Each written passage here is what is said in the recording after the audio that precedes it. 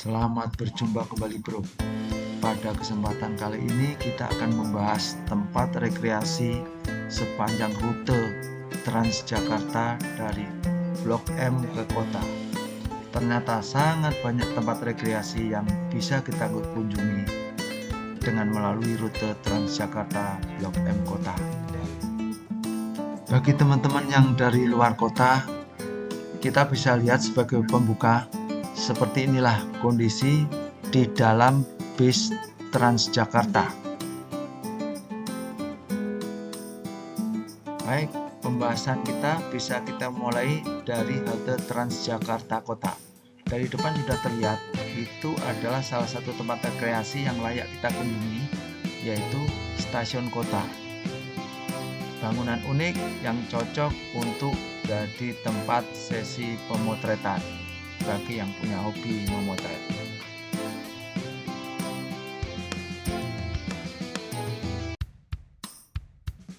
Yang terlihat di gambar adalah halte Transjakarta Kota dari sisi luar. Kita melihatnya dari sisi Museum Bank Mandiri. Halte Transjakarta Kota mempunyai lokasi basement, yaitu sebagai penghubung kalau kita akan menuju ke stasiun kota dan menuju ke Museum Bank Mandiri. Seperti inilah kondisinya. Ada musik-musik, ada penjual, ada air mancur, lumayan untuk tempat istirahat sejenak dan juga sesi pemotretan untuk sekedar menjadi kenang-kenangan.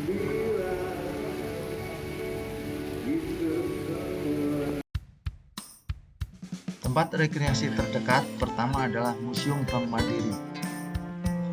Kemudian ini adalah Kota Tua dan Museum Bank Indonesia.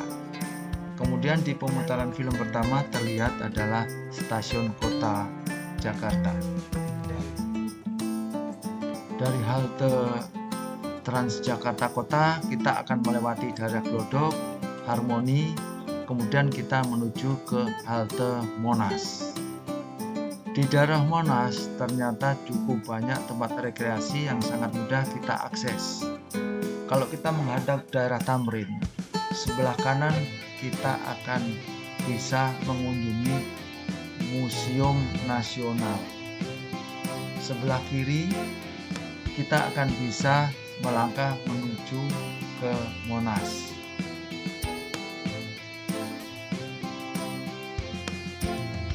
Dari Monas kira-kira 200 meter kita akan bisa berkunjung ke Perpustakaan Nasional yang lokasinya berdekatan dengan Balai Kota Jakarta.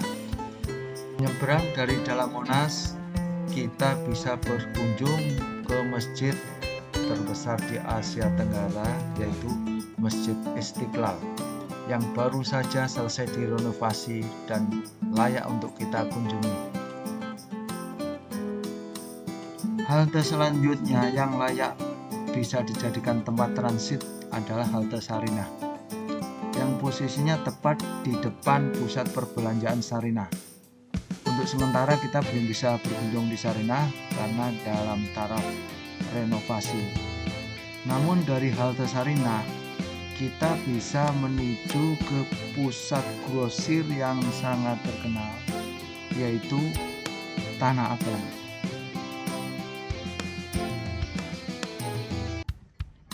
Setelah Sarinah, halte selanjutnya adalah halte Bundaran HI. Ini lokasi yang paling nyaman untuk digunakan jalan-jalan. Dari kondisi trotoar saja, kiri kanan sangat luas, sangat terang. Kalau hari Minggu banyak orang jogging di daerah seputar Bundaran HI.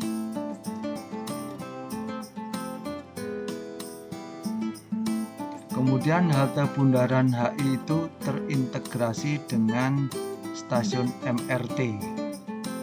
Jadi kita bisa alih transportasi dari MRT ke Transjakarta, dari Transjakarta ke MRT.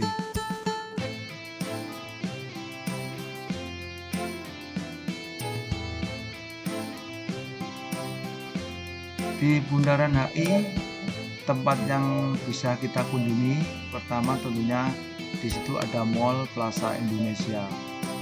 Mall yang dibangun sekitar tahun 86 dan diresmikan sekitar tahun 90.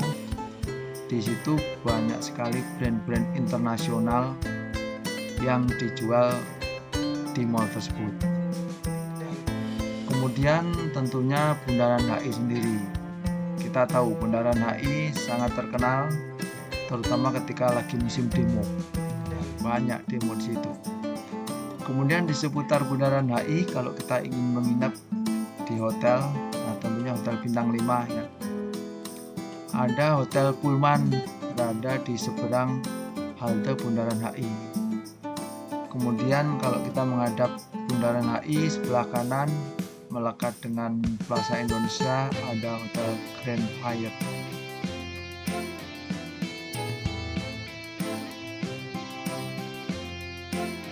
Di seputar halte Bundaran HI ada proyek yang sedang dibangun, yaitu nama proyeknya adalah Proyek Indonesia 1, yaitu sebuah proyek bangunan gedung kembar terdiri dari 2 tower dengan lantai 60. Sekarang posisinya lagi in progress pembangunannya.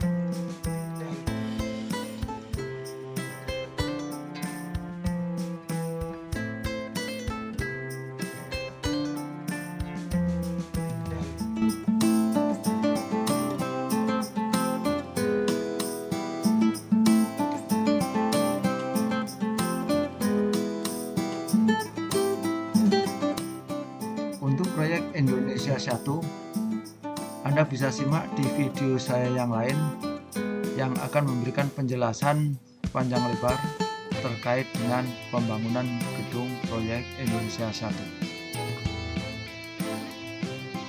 Setelah Bundaran HI, kita akan ketemu dengan halte Tosari.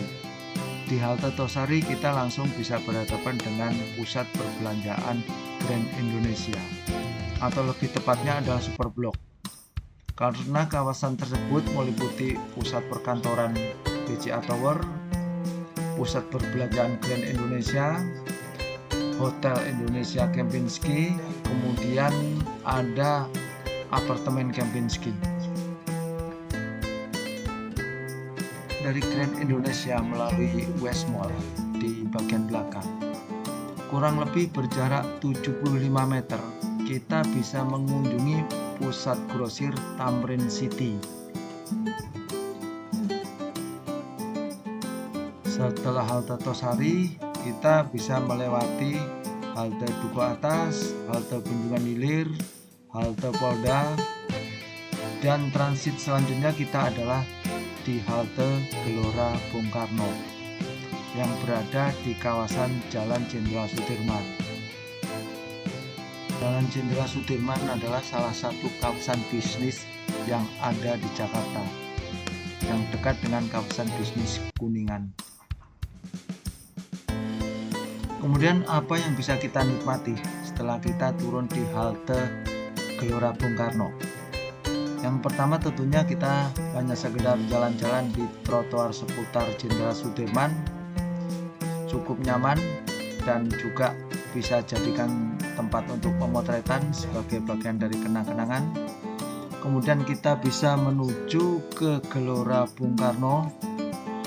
Dari Sudirman menuju ke arah Gelora Bung Karno, di pertigaan terdapat mall yang namanya FX Mall, yang layak juga kita kunjungi sebagai tempat rekreasi.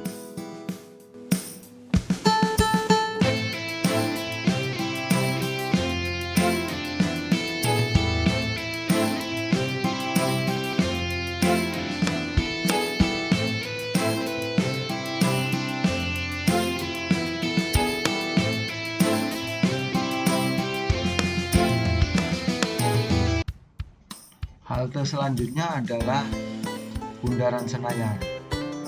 Kalau kita turun di Bundaran Senayan, kita bisa berekreasi di Ratu Plaza, mall yang populer tahun 90-an. Kemudian agak jauh sedikit bisa juga melewati Ratu Plaza ke arah belakang, kita bisa menuju Plaza Senayan. Dari Plaza Senayan kita keluar ke teras depan, kita menyeberang, bisa langsung kita menikmati Senayan City.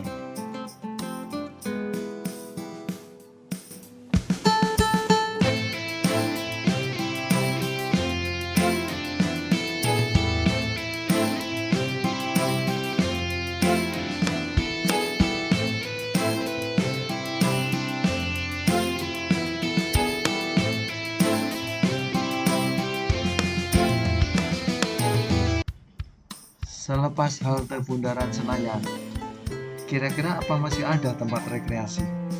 Ternyata masih banyak, bro. Selepas Bundaran Senayan, kita bisa turun ke halte Masjid Agung. Di situ ada wisata religi, yaitu Masjid Al-Azhar. Setelah Masjid Al-Azhar, kita bisa menuju ke Blok M, yaitu tujuan akhir kita. Di Blok M kita bisa belanja di Blok M Square, atau kita jalan sedikit menuju ke Plaza Blok M. Bagaimana, bro? Rekreasi sepanjang rute Transjakarta Blok M Kota atau Kota Blok M adalah rekreasi yang sangat efisien, hemat waktu, hemat biaya, akses kemana-mana mudah, lokasinya strategis, dan banyak tempat-tempat menarik yang bisa kita kunjungi. Simak dan tonton terus channel What, Where, How Video. Kritik dan saran bisa Anda tuliskan di kolom komentar. Salam sukses!